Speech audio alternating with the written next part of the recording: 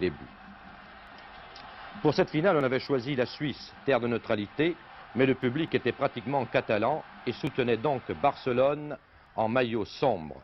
Une équipe prestigieuse, mais qui n'a jamais remporté une Coupe d'Europe. Cela paraît curieux, mais pourtant c'est le cas, et qui fait un petit complexe malgré tout face au Real.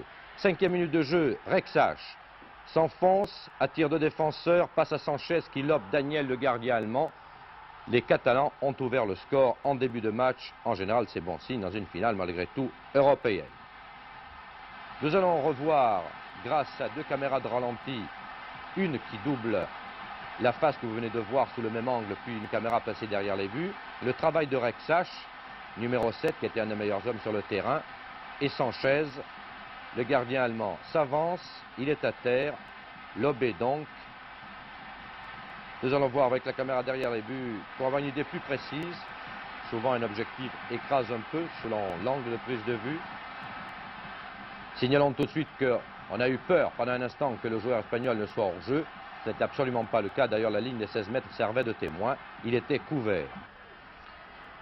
Donc les Catalans menaient. Mais 3 minutes plus tard, ce sont les Allemands en maillot blanc qui vont passer à l'offensive.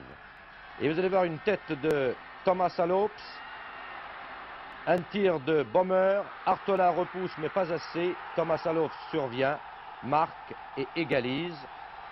La finale, en tout cas sur le plan de l'intérêt, avait atteint déjà le niveau que l'on demande à une finale de Coupe d'Europe. Nous allons revoir aussi ce but allemand, en 2 temps pourrait-on dire, une tête de cadet des Alofs, alors que l'incrustation est fausse, ce n'est pas Klaus Alofs qui a marqué, mais son frère Thomas.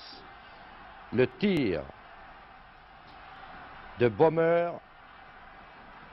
le gardien qui repousse sans pouvoir contrôler, ils sont deux à se précipiter, mais c'est le pied de Thomas Alofs qui obtient ce but égalisateur. Accueilli avec une certaine froideur par l'ensemble du public qui, je vous l'ai dit, était composé de Catalans.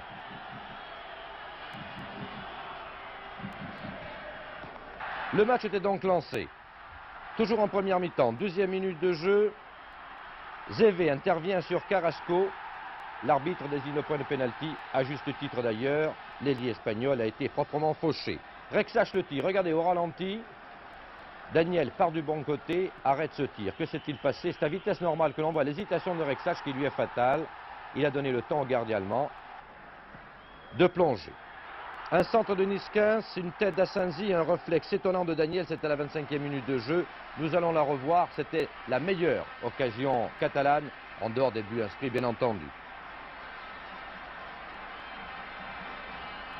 Le centre de Nice 15, c'est la tête d'Assensi à bout portant. Regardez, le gardien était pratiquement pris à contre-pied, mais dans un réflexe étonnant. Il a pu de la main droite se saisir et réaliser un arrêt en 3 temps.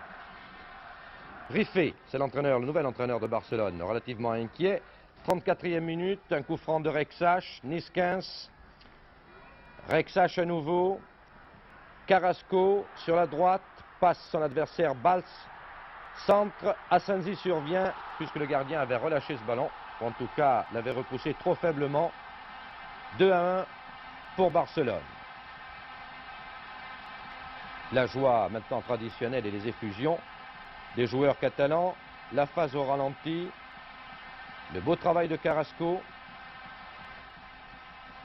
qui amène son adversaire. Le tir, le gardien pratiquement pris à contre-pied, parvient quand même à repousser avec la jambe, mais là il est battu par le capitaine Assensi. 2-1. Cette fois-ci, les Catalans avaient-ils le match en main? Pas tout à fait encore, puisque 41e minute de jeu, un centre de Zimmermann et Sil du pied droit égalise pour les Allemands. Manifestement, le gardien Artola s'attendait à un tir du gauche. Il était parti pour et il est pris à contre-pied par cette balle glissée du pied droit par l'ailier allemand Sil. Ah, il s'est fallu de peu, mais ce sont quelques centimètres qui comptent. 2-2, c'était le score à la mi-temps, c'était aussi le score final. Vous le savez maintenant, pendant que nous revoyons ce but d'égalisation. Il fallait donc recourir aux prolongations pour départager les deux équipes. À la fin du temps réglementaire, Niskens profite de la pause pour décontracter des muscles endoloris. Niskens qui fait une de sa dernière partie avec ce club puisqu'il a signé pour 5 ans au Cosmos de New York. 103e minute de jeu.